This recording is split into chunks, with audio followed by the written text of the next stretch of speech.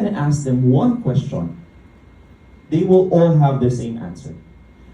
Opportunities. Hindi nila kailangan ng awa. Kaya nga na dito mga advocacies, no? Advocates, we help people because the person that we expect to help, which is the government, they're not doing their job.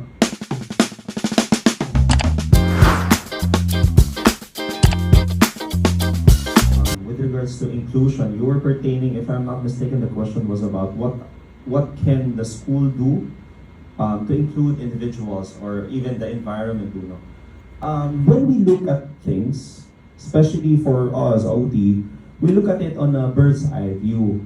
How we see it is that what are the aspects that I can improve on and what are the aspects that I cannot change. Like example, Attorney Alban was talking about ang hirap kasi implementation pa lang, government hindi na magagawa, no?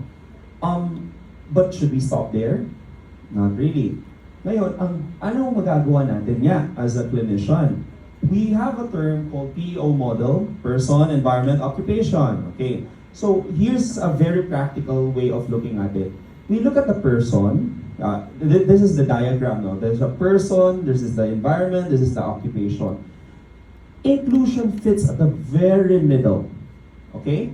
So we need to look at it in the person. Does the person has the adequate skills? Does the person has the necessary sensory skills? If not, what are the reasonable accommodations that we can give? Next, the task.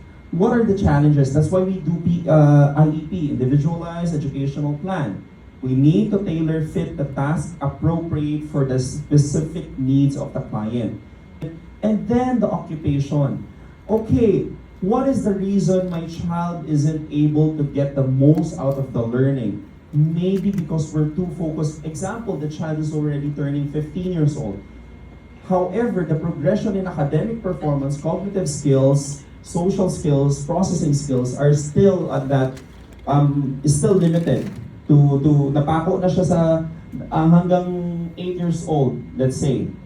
Even the best effort. Maybe we can shift our focus academics into a more ADLs, activities of daily living, instrumental activities of daily living, life skills, personal care, and so forth. So we have a huge part for it.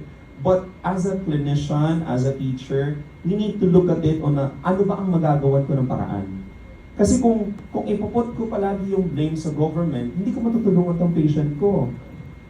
If I'm gonna put all the blame sa mga teachers because wala silang training, I don't know if how possible this is, no? But you know what? I really advocate sana na meron yung mga therapists. Example, how many will you be graduating for this year? We don't know. Siguro mga 50, 40, pwedeng kalahati, pwedeng 3/4, pwedeng kompleto, di ba? Yeah. I really hope na we can do adapt a school program. Example, you're OT. You want to hone your skills. No? So what is your concerns? Maybe I can give recommendations. Kasi actually, that's also included in the inclusion law, ILRC. So there should be resources for professionals such as occupational therapists, speech therapists, to be included in the inclusive ed.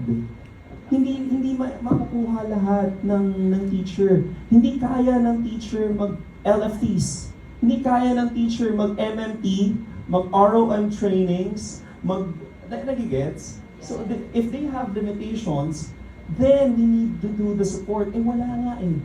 Wala nga. What we can do is what we can do. Oo nga, no? Hindi na naman natin iaasa sa gobyerno. Tayo na naman ulit ang solusyon para sa problema. Mali nga pala ako doon. I'm sorry, I do not take you from the government. Gawin na lang natin, mukhang hindi pa sila kontento sa taxes natin. Hindi pa sila ready, no? Oo, sige na, tayo na lang. No? Tayo na lang gumawa, wag natin silang hintayin. Kasi kaya naman pala natin. That's really a good, no? That's a really a good point. Huwag na natin silang hintayin. Kaya nga kami nandito, best buddies, no? Kaya nga nandito mga advocacies, no? Advocates. We help people because the person that we expect to help, which is the government, they're not doing their job. Or maybe they're just too focused on other things. We are all accountable. We all have again, that's that accountability.